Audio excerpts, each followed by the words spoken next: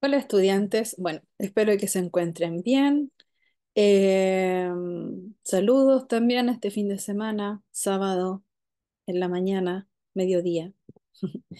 Bueno, chiquillos, chiquillas, vamos a continuar la clase que quedó pendiente el día jueves, porque mi intención era pasarles este pedacito de clase en realidad para que no nos atrasemos cuando nos tocan las clases presenciales, para que no nos atrasemos en relación a los contenidos, ya que van a entrar en la prueba, ¿ok? Bueno, quedamos, acuérdense que antes de entrar a la antipsiquiatría yo les había presentado a Carlos Pérez Soto, que Carlos Pérez Soto era una de las personas que inició de alguna forma el movimiento antipsiquiatría en Chile. Recuerden que este movimiento es mucho más antiguo. Las razones que él tuvo fue que diagnosticaron a su hijo con TEA, por ejemplo, y claro, él no entendía muy bien por qué tanta medicalización y si habían otras alternativas al respecto. Entonces, de a poco, él se fue metiendo en este movimiento, ¿ok?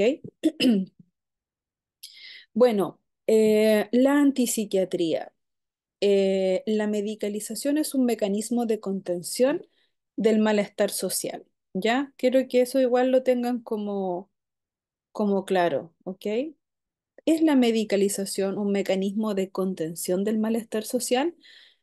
Hay países, bueno, la literatura en relación a esta temática nos cuenta que hay países donde sí realmente hay muchas crisis, ¿ya? Más que en Chile, no es que acá no las hayan.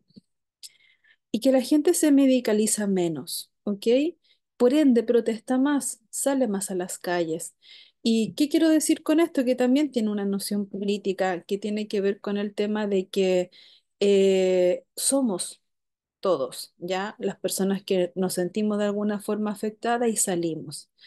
Hay una crítica también a la medicalización de lo que hace es individualizarnos, ¿ya? Y hacernos creer que nosotros y nosotras eh, tenemos un problema.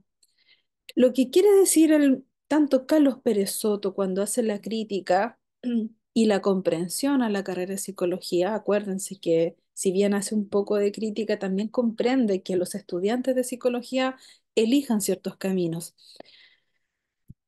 Y tiene que ver con eso de que del poder tan grande que tiene también la psicología dentro de la sociedad contemporánea. Hablábamos el tema de que yo les contaba que el 2030 la primera discapacidad a nivel mundial va a ser las personas con algunas enfermedades de salud mental, con problemas en relación a la salud mental. Entonces, claro, yo siempre me pongo en eso de pensar a futuro y decir, ¿qué haría yo?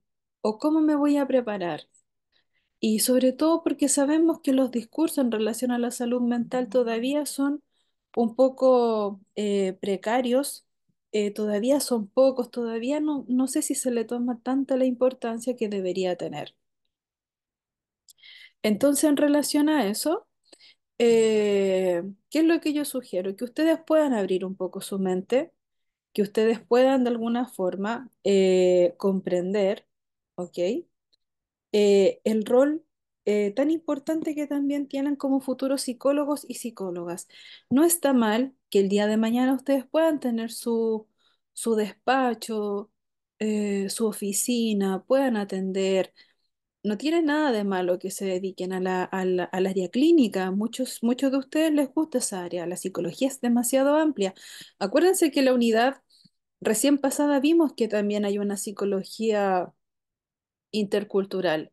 Entonces la psicología se va metiendo en muchos lugares, en muchas disciplinas, etcétera. Se va complementando. No ese es el problema, si ustedes, por ejemplo, puedan elegir la parte clínica, sino darse cuenta de que aquellos sujetos que ustedes van a atender en el fondo hay una igualdad entre ustedes y esas personas. No hay una situación como de subordinación de aquellas personas a ustedes, porque es muy probable que ustedes también tengan algún tipo de enfermedad o que no o tengan algún tipo de malestar social, ¿ok?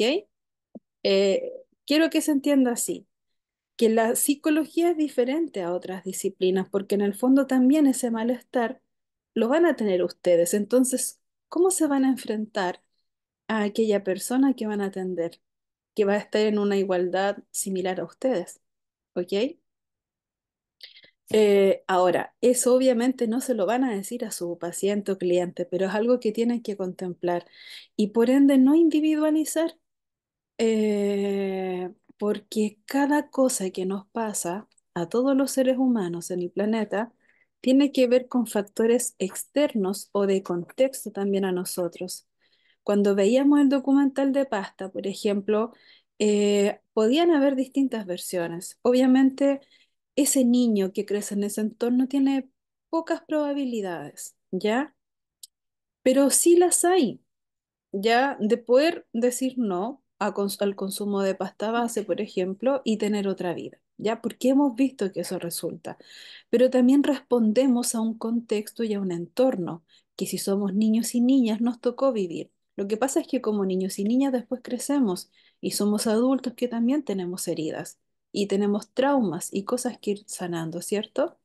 Pero son cosas que tienen que ver con un contexto social, no solamente porque yo me quiera sentir mal o porque yo quiero sentir pena de forma antojadiza o caprichosa, sino porque hay algo externo a mí que me provoca esa pena.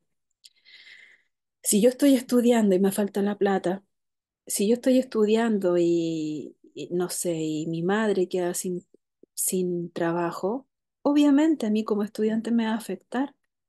Me voy a cuestionar cómo estudiar si mi mamá no tiene trabajo o mi papá quedó sin trabajo. Son muchas cosas. Y al momento de dar una prueba, es muy probable que mi cabecita esté en muchos lados. ¿Me explico? Ujú. Bueno, para que no quede largo este video, vamos con la antipsiquiatría. La medicalización es un mecanismo de la contención del malestar social, ¿ya? El movimiento antipsiquiatría, durante los años 60, la antipsiquiatría surgió como una iniciativa terapéutica propuesta por psiquiatras, hacer terapias humanizadas y reivindicar derechos de los habitantes de los manicomios. Fueron las premisas del movimiento que se circunscribió al trabajo médico. El foco puesto en la cura o sanación de los denominados enfermos mentales, ¿ya?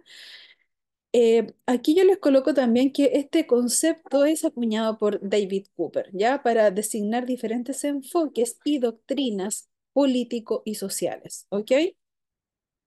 Recuerden también de que este movimiento antipsiquiatría es una corriente filosófica, ¿ok?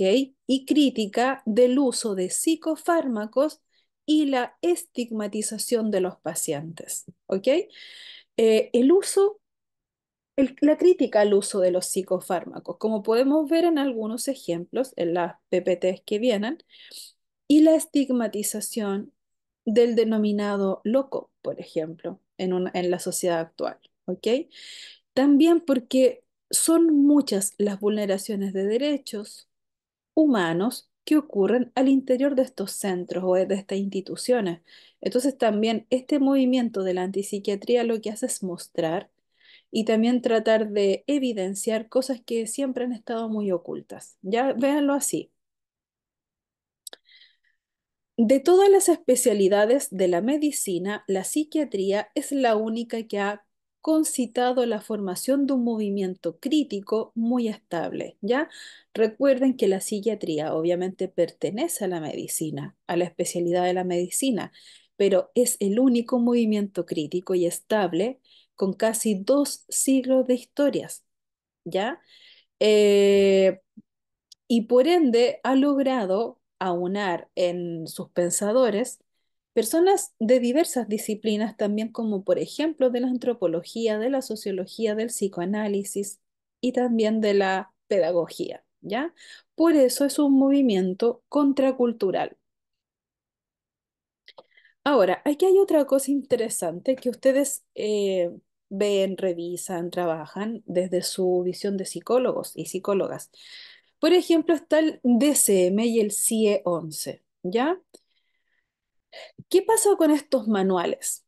Que supuestamente nos arrojan diagnósticos estadísticos de los trastornos mentales a nivel mundial, ¿ya? El movimiento antipsiquiatría cuestiona también este tipo de manuales, ¿ok?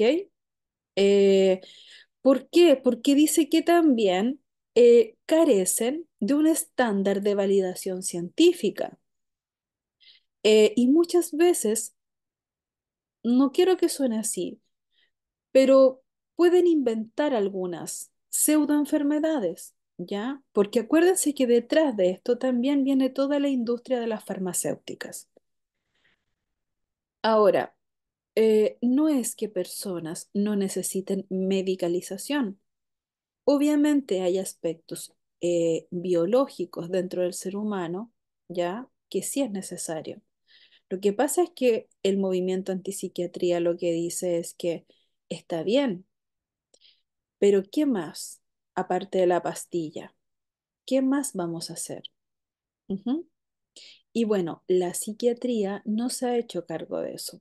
Se ha hecho más cargo de darte una pastilla, pero no de cómo quitarte la pastilla, cómo acompañarte en esa resaca mientras dejas los antidepresivos, por ejemplo, o simplemente decir que tienes un alta, ¿ya? Yo conozco varios psicólogos sociales, de acá de Talca incluso, que claro, como que apoyan mucho el movimiento de la antipsiquiatría y por ende también no están tan de acuerdo con el sobrediagnóstico, porque sienten que con este sobrediagnóstico las personas también eh, justifican de alguna forma formas de actuar en la vida, ¿ya?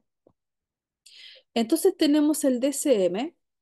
Acuérdense que el DCM también veía la homosexualidad hace un par de años como una enfermedad. Obviamente ahora se rectificó, pero a eso quiero ir, ¿ya? Eh, con esos cuestionamientos. ¿Qué es lo que se dice acá? Que los test de diagnósticos no siempre cumplen con el estándar de validación científica, ¿ok? Por ejemplo, se sostiene como síntomas de trastornos bipolares o borderline la sensación de soledad.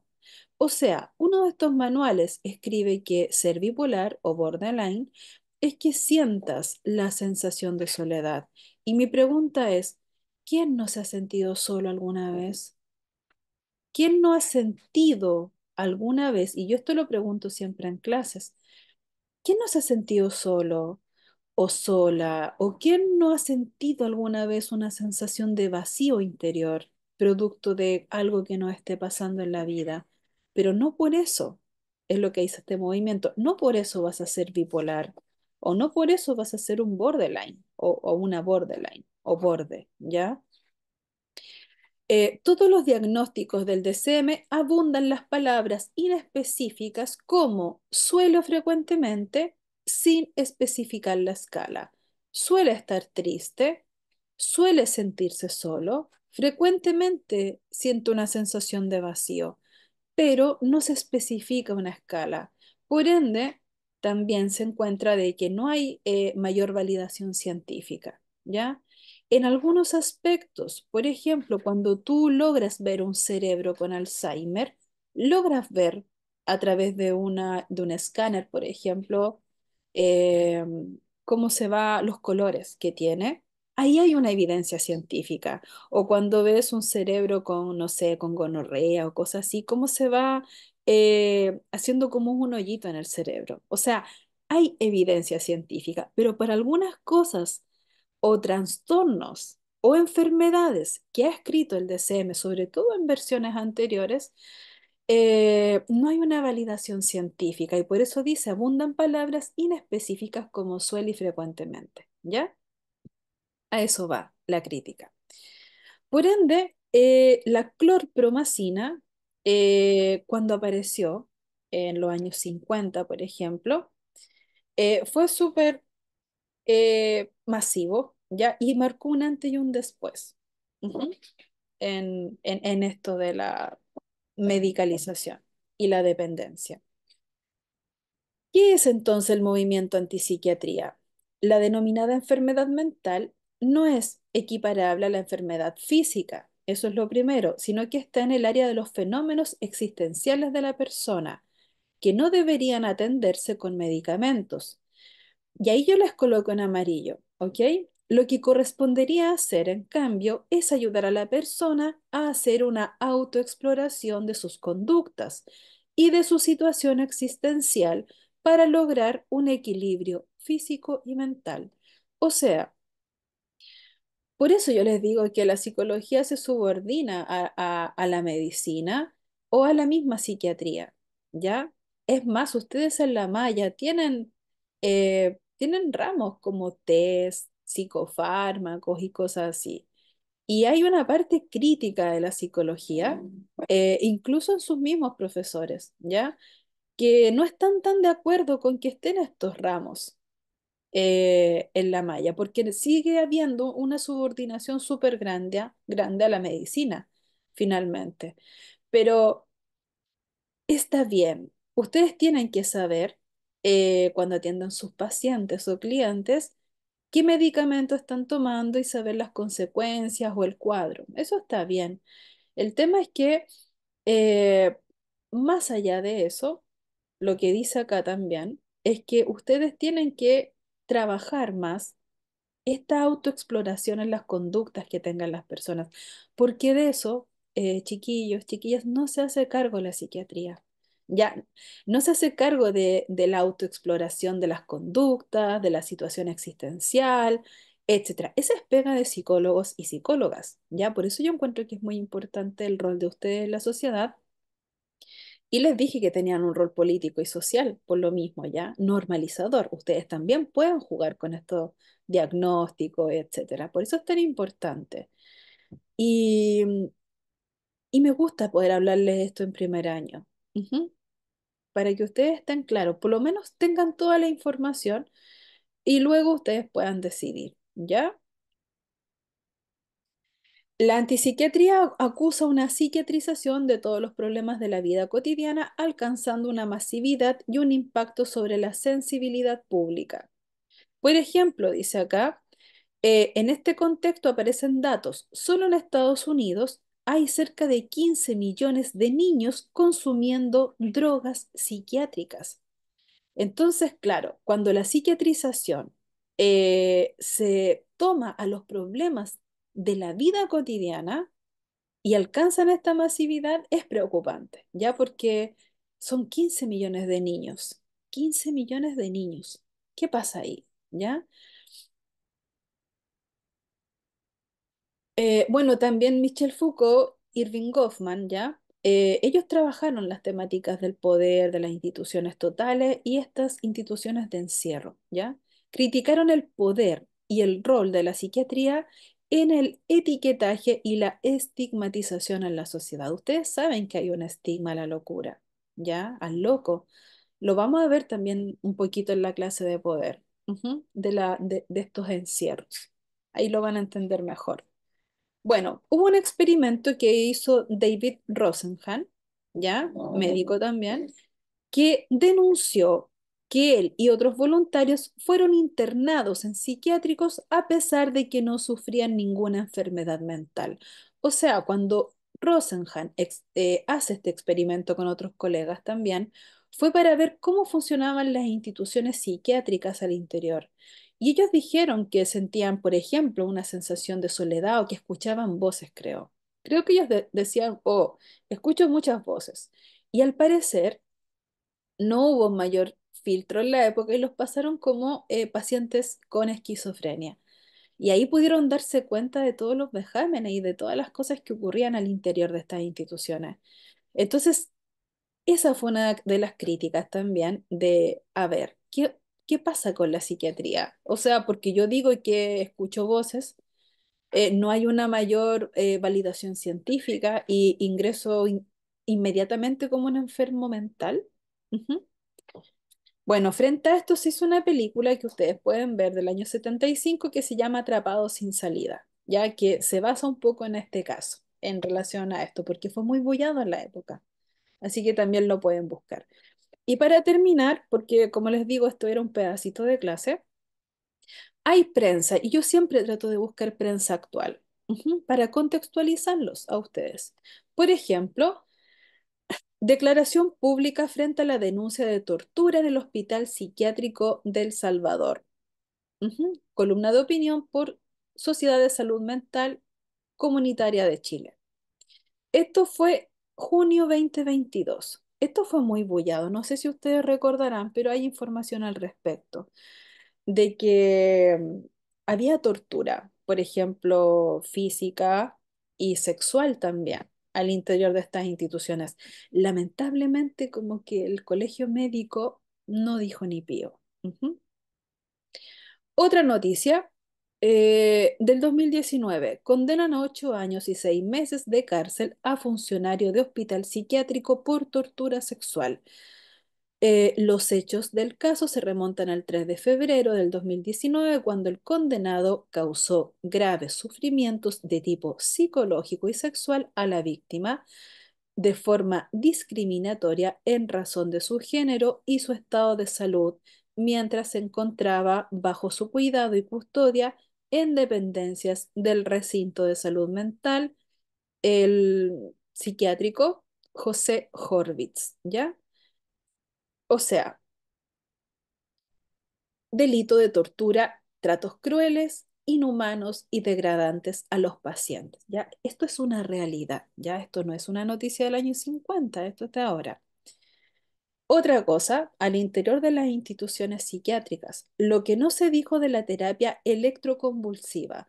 Psiquiátricos la aplican a menores de edad y personas con autismo, ¿ya? Ahí ustedes también pueden ver la noticia. Y luego yo me paso a los opioides y opiáceos, ya que es una crítica también. Por ejemplo, los opioides son muy peligrosos precisamente por su eficacia a la hora de combatir el dolor. En dosis bajas pueden causar somnolencia, ¿ya? Y hasta ahí todo bien, ¿ya? Bien, no hay atado. Pero en dosis más elevadas pueden disminuir la frecuencia cardíaca y la respiración, y esto a su vez podría derivar en la muerte.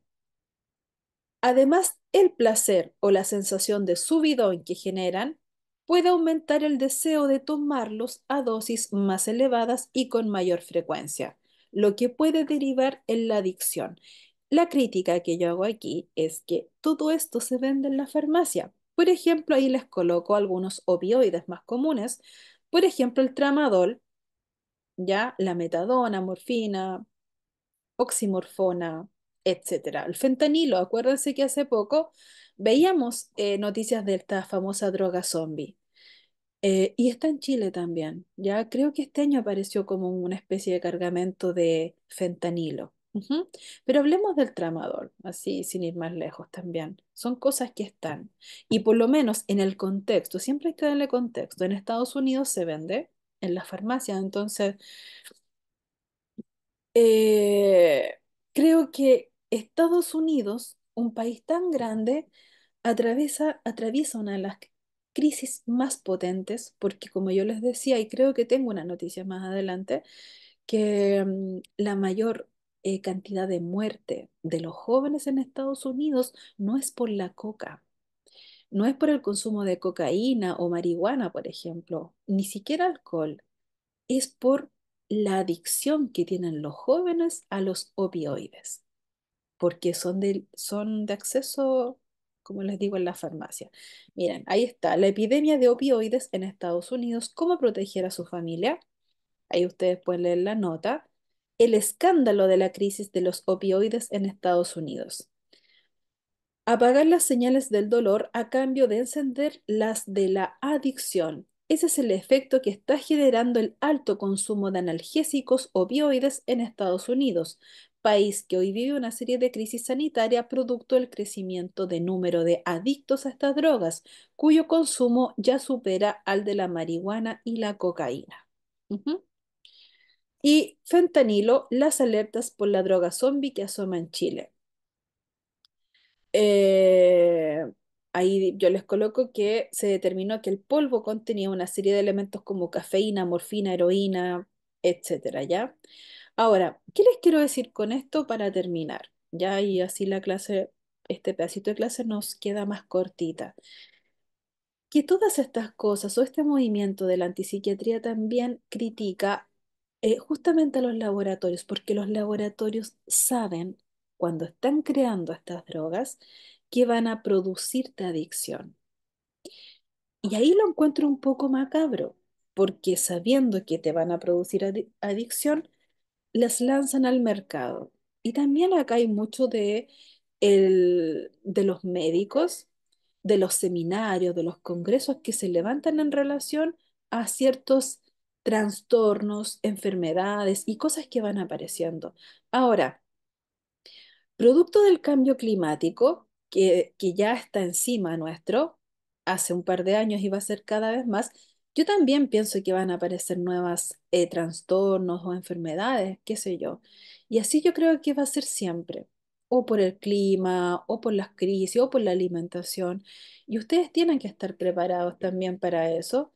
Pero también los laboratorios están muy alerta con todas sus antenas a ver qué sale, qué crean, qué inventan para provocar más personas adictas ya a estos productos. Y en el fondo, la crítica también yo la comparto, provocan esta individualización, ¿ya? Ahora, ustedes tienen que generar su opinión. Yo les entrego la información, pero parte de este ramo, acuérdense que uno de las habilidades o de las competencias genéricas, acuérdense, pueden ver el sílabus, es el pensamiento crítico. Entonces ustedes también tienen derecho a opinar y decir qué parte de la información les hace sentido y cuál no, ¿ya? Yo solamente les paso esto como materia. Bueno, estudiantes, nos vemos el martes, dejamos hasta acá y que estén muy bien este fin de semana. Hay solcito, se agradece. Aprovechen de lavar ropa. Un abrazo, que estén bien. Chao, chao.